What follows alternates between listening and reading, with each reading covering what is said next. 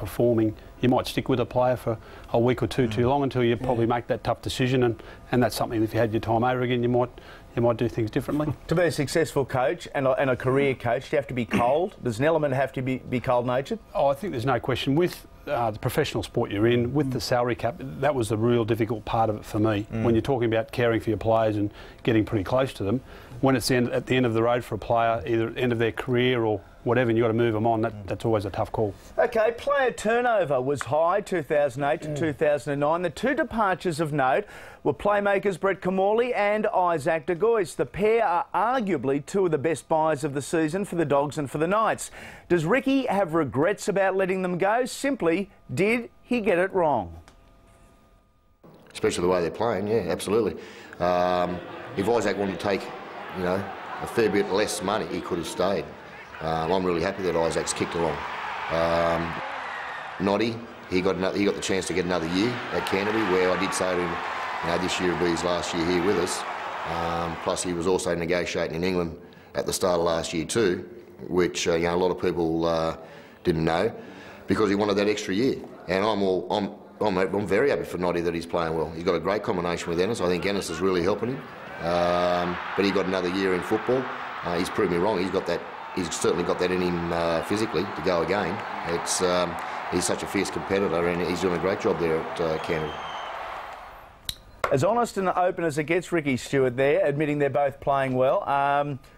Both have moved on, but as they say, the old cliche goes, change is as good as a holiday at times. Well, I think we've seen Brett, he's so refreshed at the Bulldogs, and with Ricky, you have to make tough decisions. We've got financial implications that you have in your team. You have young kids that play a lot of first grade, then you need to put them on bigger contracts. Yeah. And sometimes you've got to look and say, you look even further than 1, 2, 3 years ahead, and I think that's what they've done with Noddy. Well, I can tell you that they wanted, Cronulla wanted both Trent Barrett and Brett Kimmorley, and financially couldn't do both. Simple as that. In the end, you've got two Origin players at one club, and that just very rarely happens at the moment, and that's why clubs are struggling to keep their good players and then also bring their young players in. OK, the club's defence has been their strength. Scoring points, though, has been an issue, and for a few seasons. Is it coach's game plan, player decision-making on the field, or a combination that's seen them struggle? Or is the answer, in their opinion, even more simple than that? It's the hardest part of planning. It's the hardest part of coaching. Not knowing what's around the corner. When I lose one of the club's best front rowers, game one, and one of our most potent strike players, game one for the season,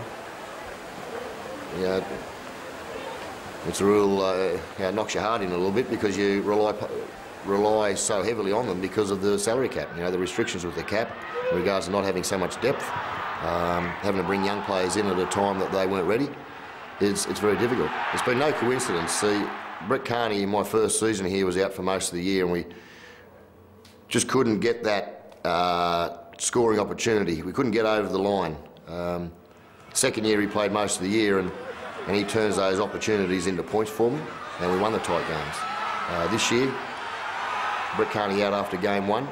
We couldn't find a substitute that had that type of asset to his game until young Nathan Stapleton came along.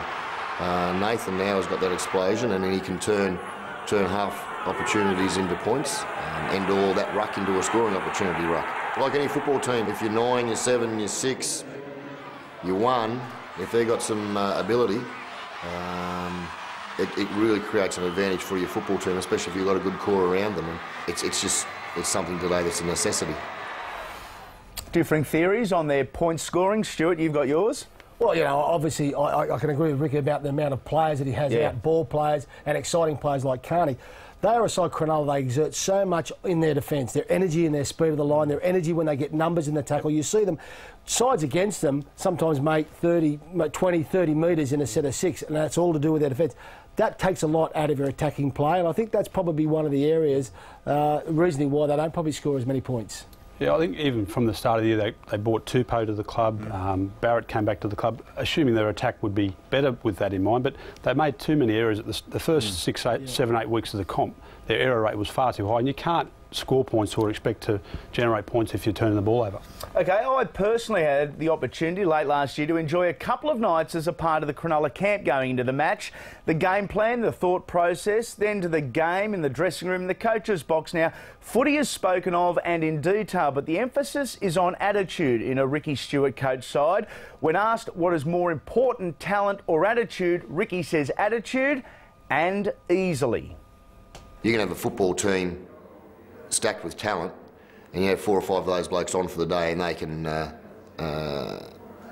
can crush you because they've got that ability, that extraordinary ability. I mean, you've only got to look at the Melbourne team over the last couple of years when they had Israel Folau, they had Inglis, they had Cameron Smith, they had Billy Slater, and then you're throwing a Michael Crocker in there.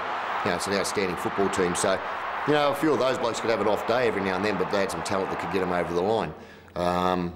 With a team, I suppose, such as ours, that you haven't got as much of that strike weapons, the X factor, you've got to be on. We have to be on every week. I need my team up 100% in regards to focus and attitude. It's less than 1% of your week. I don't see any reason why you can't have 80 minutes switched on. Sharks versus the Roosters a fortnight ago. Paul Gallen backing up after Origin and after injuring his shoulder. He was a passenger, a brave one, but a passenger nonetheless. Playing players injured. I asked Ricky, brave or silly? Well, he's brave. There's no doubt about Gal. Maybe silly for me to play him, but I don't think so, because he played with the same injury in an Origin match. And if I think he can get past fit and he can play injured in an Origin match, he'll play injured here for a club. He's an easy target often, Ricky Stuart, because he says it as he sees it. You need a strong personality and a strong person to be at a successful club. They're struggling this year for a variety of reasons. Future good or bad for the Sharks? I think they've got some good young players at their club. I think Stapleton, Ferguson have come in this year. Pomeroy's not an old player by any means. I think they've got a future. Snowden's been very good. Douglas has been very good. So I think the future for their club's very good if they can get their act together on and off the field. You've been there as a coach. You live down there. You love the joint. Is the future positive? Yeah, as Hay said, there is. I mean, obviously there are some off-field issues. There are some financial issues that need to be addressed. There's a new board. They're doing the best. There's a Ways and Means Committee of local businessmen that have been great for the Shire for a number of years. It's a close-knit club. All the guys live in the community, close-knit community, and when there was talk there wasn't going to be a Sharks side or going to Gosford, that scared a lot of people. I've got a son that plays junior league, and I know a lot of kids that want to aspire to play for the Sharks, and I think their future is pretty strong.